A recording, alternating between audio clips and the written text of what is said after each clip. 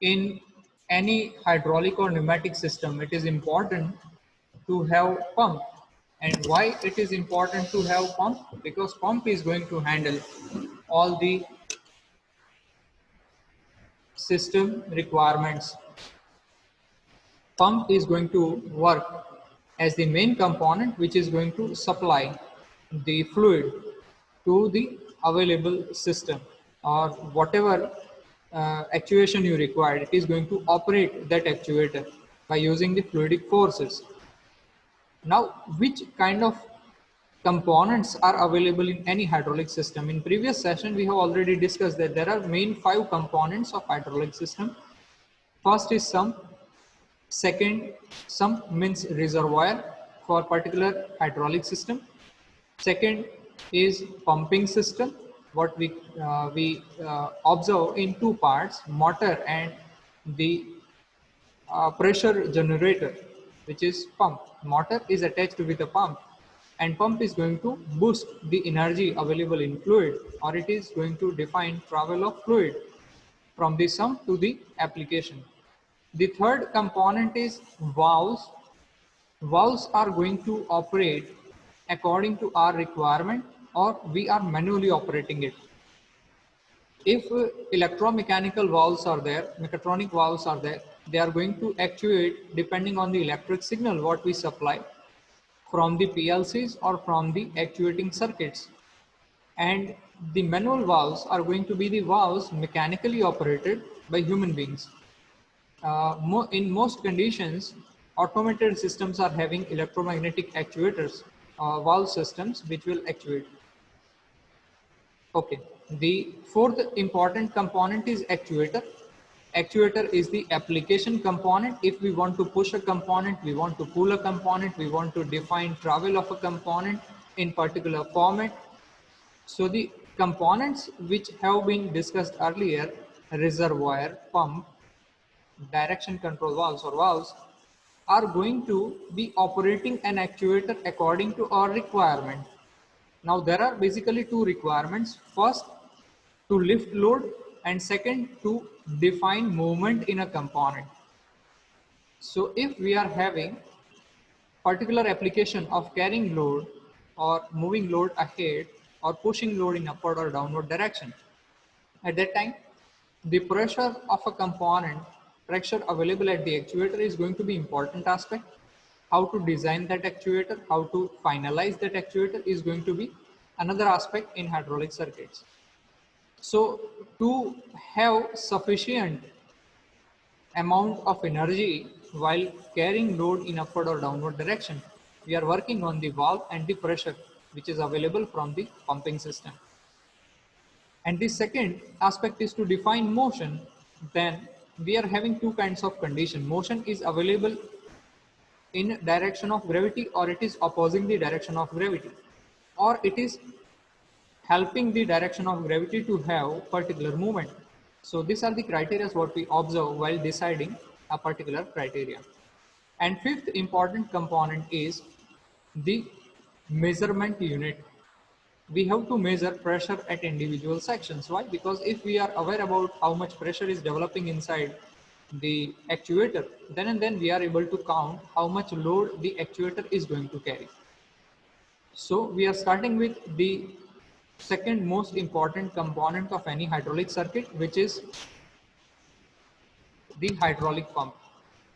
We are having basically 4 types of combinations or 4 types of configuration: gear pumps, vane pumps, piston pumps, and the fourth configuration is combination of either gear vane or vane piston or gear piston. It depends on application requirement. And whenever we are having differential application requirement, we are going for individual observations. In major aspects, we are depending on this kind of gear pumps. And why it is important to be dependent on gear pumps?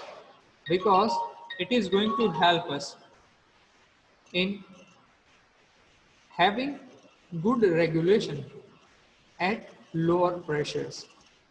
When we are going ahead in vane pumps, it is having good flow with low pressure differentials. In piston pump, heavy pressure and heavy differential control is available. Here differential means we are able to handle varieties of pressure. Am I audible to all?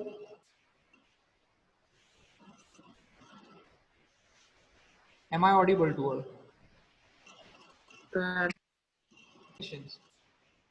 So it is going to be an important session. Gear pumps. We have seen there are multiple types of gears available. The first kind of gear is spur gear, then helical gear, then other combinations are spiral gear is available and worm and worm wheel is available. So which kind of gear we should use? That is going to be an important aspect. Why? Because here we need pressure development with a flow.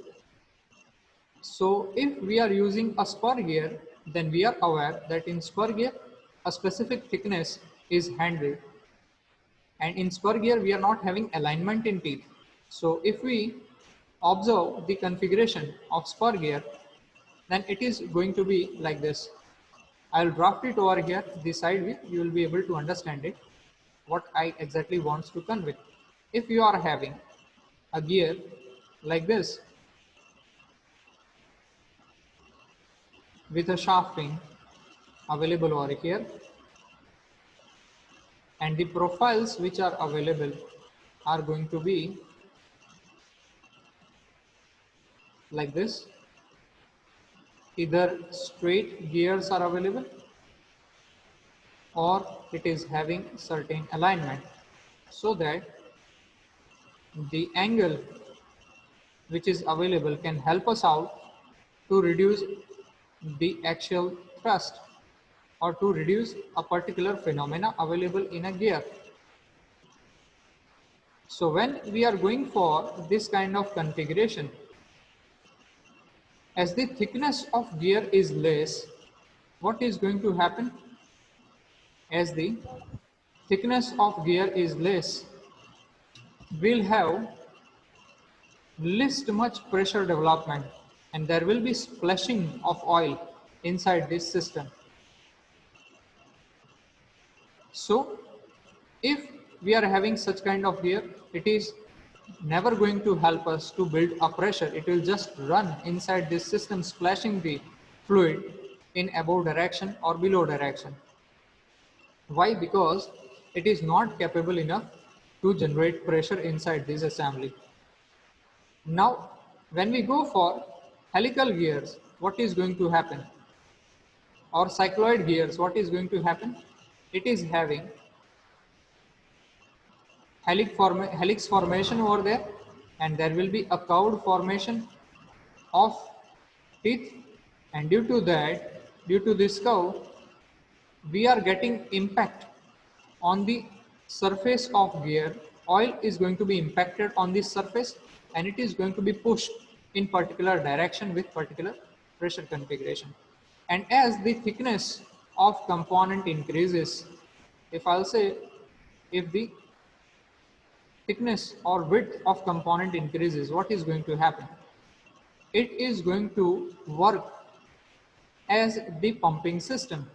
So in pump system, we are aware there will be an impeller, stator and impeller. Impeller is going to run at high speed, and due to its rotational speed, fluid is going to have kinetic energy, and that due to that kinetic energy available inside that fluid, it is going to get lifted in a particular direction which is allowed to move for that particular fluid.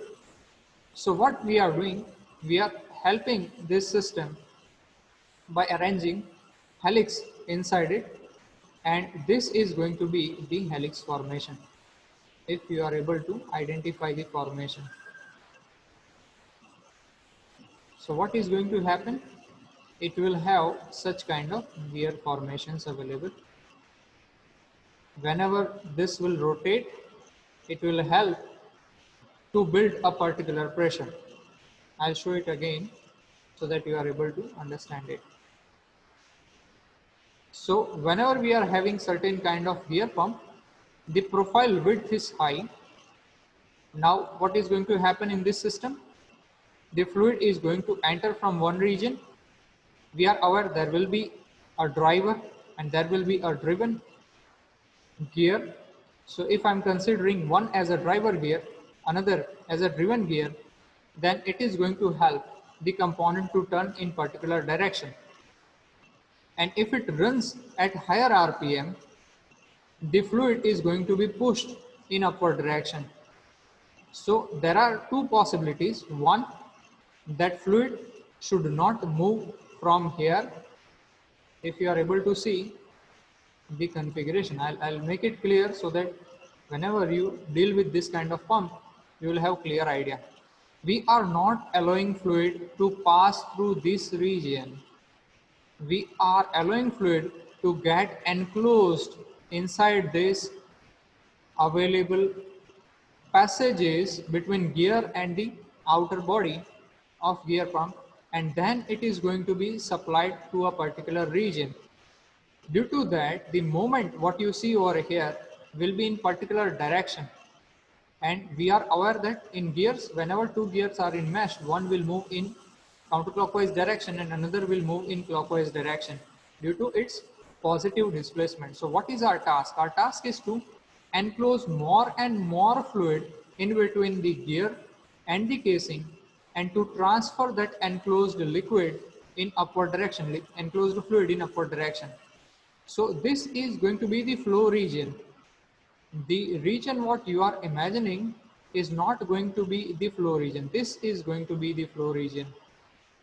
Okay, if you are able to see that one, this is going to be the enclosed flow region, and here we are getting the fluid which is going to be coming out from the gear pump.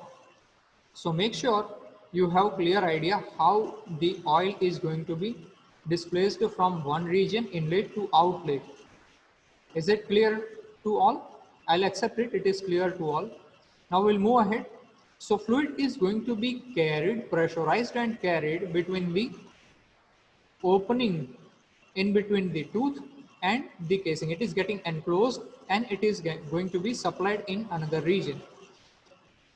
So when we move ahead, this is going to be called positive displacement pump. Why it is positive displacement? Because whatever is enclosed, it is going to be supplied at this second side without any losses. I'm having certain details available over here. I'm not going through all details, but I'll concentrate on particular aspects. Pump displacement, how it is defined. Whenever you are purchasing a pump, you need to identify its capacity, and it is going to be identified with the help of first parameter, which is volume of fluid, which can be carried in between the pair of teeth. How many number of teeth are available inside this gear assembly, that we have to identify, and at which speed your pump is rotating. Now, how you are going to apply a particular speed in pump? If you are having BLDC configuration, then whether your motor is capable enough to carry certain torque to drive the second gear or not, that you have to identify. If you are working on servo motors or a simple AC or DC motor with the gearbox, then you have to identify the speed of rotation with torque capabilities. If you need to increase the pressure inside this pump, you need to identify the torque capacities, because at higher pressures your pump may work in particular condition, may not work in particular condition. The second important parameter is it delivers a fixed volume. So you are capable enough to identify volume to pressure ratio.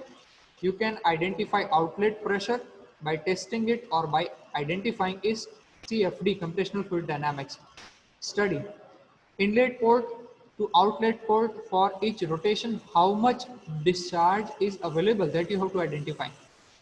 Now the performance of pump is an important criteria. It is going to be identified with the help of leakage available inside that pump while defining run of any pump, or when it is in locked condition, meaning when it is holding certain pressure. At that time, if it leaks, then there will be the discharge of pressure. I'll not say there is just discharge of fluid, it is also reducing pressure available inside this assembly, and which is going to be hazardous for any assembly to achieve the benchmark.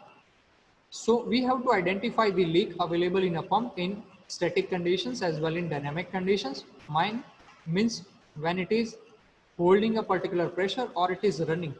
The ability of pump to withstand pressure differential between inlet and outlet parts, because whenever we'll say the input pressure is 10 bar, 1 bar, and outlet pressure is going to be 1.5 bar, whether the difference between these two pressures is going to be handled by this pump or not, that we have to identify.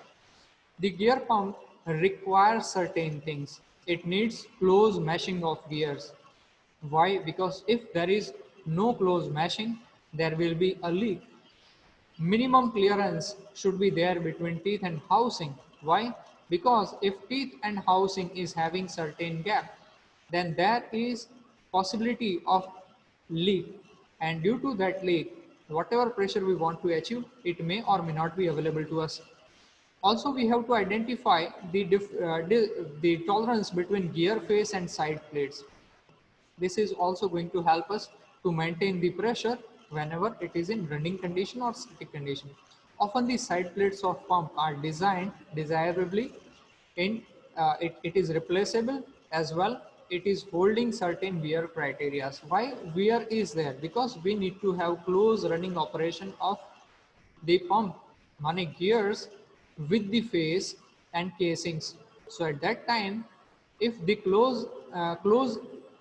the tolerance is too much less, then there is possibility of wear if it is having certain movements in it. In dynamic condition, there is possibility of wear. So we have to identify its design for wear also.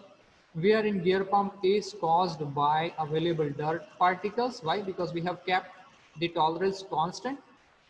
Whether it is in microns, if any dirt or dust particle will come in between the gear and the casing, gear teeth face and the casing, then what is going to gear's top line and top portion and the teeth top and the casing, at that time the dirt is going to scratch out the casing or it may scratch out the gear surface, and this minor scratch may work as a opening for the fluid to flow.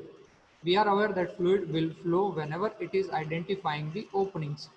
So it will create major issues to the pump. So we need to have dirt-free or particle-free oil passing through the pump. If it is having certain particles, whether they are from the casing or gear itself, or it is available inside the oil due to its whole line circuit, then also it will create major issues. The pressure differential causes large side loads to the shafts and to the casing. So we have to identify whenever it is in running condition how much pressure difference is created. The typical gear pumps are used to develop pressure up to 150 bar. We are aware that 1 bar pressure is available around us, and these pumps are going to be developing pressure about 150 bar. It can transfer about 150 gallons per minute also. So it is a huge capability of a gear pump when it runs at higher speed. We are aware that our IC engine is having 2000 RPMs, and you can imagine we are running our vehicles at first gear, second gear, third gear, fourth gear and fifth gear.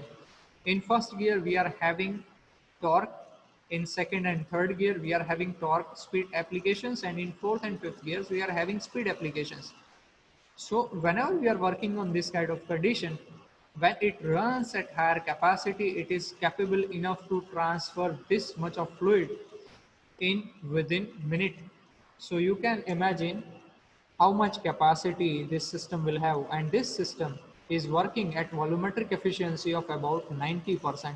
So there will be a minor leakage. You can imagine 150 gallons per minute is having 10% of loss, money 15 gallons per minute, maybe the less which you are getting if it works on highest efficiency at highest speed. Now we'll move ahead with the second configuration, which is representing the other formats of gear pumps, or we can say positive displacement pumps. We have already seen lobe pumps in our first year, fundamentals of mechanical engineering. These lobe pumps are similar kind of gear pumps, but the number of teeth are less. We can say there are only 3 teeth or 3 extensions which are getting engaged with the another component which behaves in same configuration. there will be a flow of fluid available from the zone besides it. It is not going to pass through the central zone, what we are generally imagining. So how it is going to flow? It is going to get enclosed over here. The fluid is going to get enclosed over here. Then when it turns, it is going to be supplied, and then there will be a discharge of this particular fluid. Okay, and it is happening at both the sides. So we are getting good discharge at the opening. There will be no passage of liquid fluid which is passing through this central zone. There is no possibility to have that component. It is not possible. Why? Because there will be enclosure or close meshing of these two components. Here meshing means contact, and least much tolerance is there in this zone, so that the fluid is getting enclosed besides it, and it is going to transfer at the second zone. As we increase speed, what is going to happen? The discharge is going to increase, and at meantime, if the valve which is available at top, I'll even give you an imagination fact that if the valve available over here is having large opening, then there will be a large discharge. You can imagine there will be a large discharge over here. And if it is having a small opening, then there will be, if it is having a small opening means if valve is, and valve is having small opening, at that time there will be a pressure built up over here. It will going to run, or it is going to run at high velocity. So if we want flow, we can have a particular enclosures, or your valve should get closed according to the capacity requirement. We need higher pressure, or we need higher volume flow rate. This is the lobe pump. Now, I think you are able to understand this one. Now, there is another configuration which is internal gear pump. We are aware about the internal gear and how it is going to work. You will have an inlet over here. The oil is going to get enclosed inside the zone. It will come from here. It is going to get enclosed in this zone inside the component. Now whenever the gear will run, it will enclose the fluid and it will define discharge. So whenever it runs at higher capacity, the volume flow rate of component is going to increase, and there will be a discharge. Here you can imagine gears are there, and with gears we are having another assembly attachment. And how those gears are going to pump the fluid? By defining enclosure of fluids in between gear teeth, and then it is going to supply that enclosed fluid in upward region. In similar kind of configuration is available over here as a gear or pump. You can see name over here. There will be an inlet of the fluid. It is going to, your gear is having some offset. It will run and it will turn the whole another gear system in a particular direction, and this whole gear system is going to turn, and with its turning, oil is going to be pressed and it is going to get discharged from particular zone. So this is the criteria of gear pump with different configuration. Which to use, where to use, how to use depends on application, depends on cost, what you are allocating to your component, and it also depends on oil what we want to utilize. Okay, so this is the gear pump configuration. Now the second important factor is van pump. We have already seen this van pump in FME, but here you need to have certain detail of it, how this van pump works. There will be a rotor, and on that rotor a sliding vans are attached, and oil is going to get inside this system from here. I'll indicate that portion of inlet over here. So what is going to happen? The fluid is getting in. Now the vents are moving outside. They will enclose the fluid. You can see the vents as a strips. I'll draft a regional box over here so that you are able to understand. These are going to be the veins.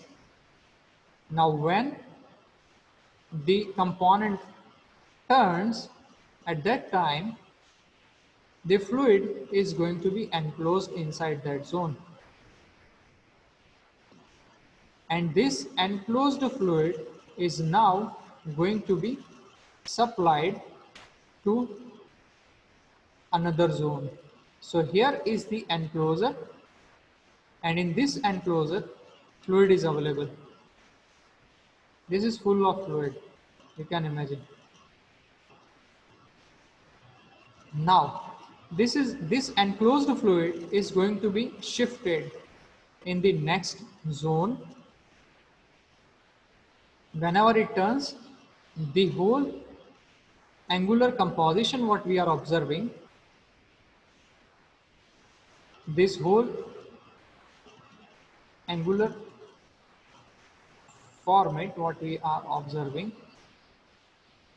is going to transfer, this whole component trapezoid is going to transfer over here, and then it is going to get discharged. So what is going to happen over here?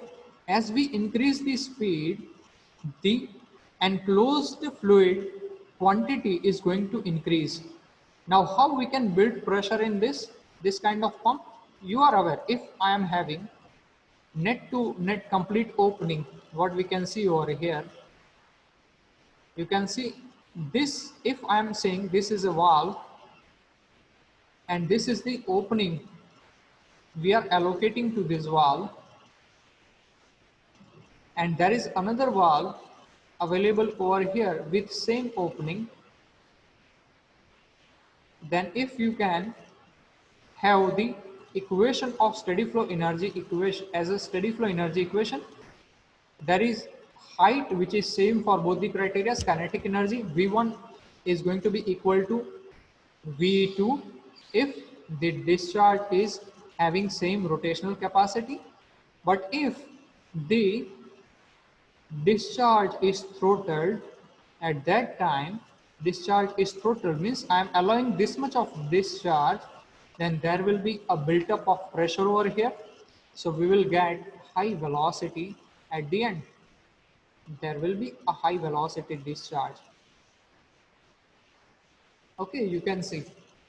And if we are defining the or defining opening to the throttle, then it will have high flow rate, high discharge rate with high pressure, high flow rate with low pressure. This is the configuration which is available.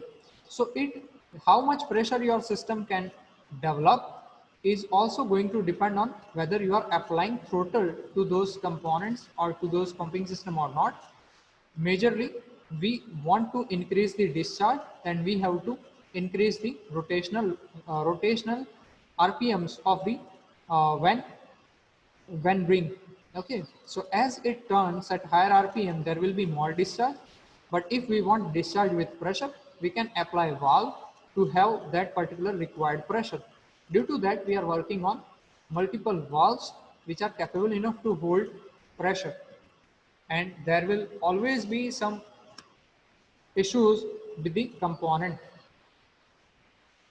Okay, wear issues are there, leak issues are there, we have to overcome to those issues.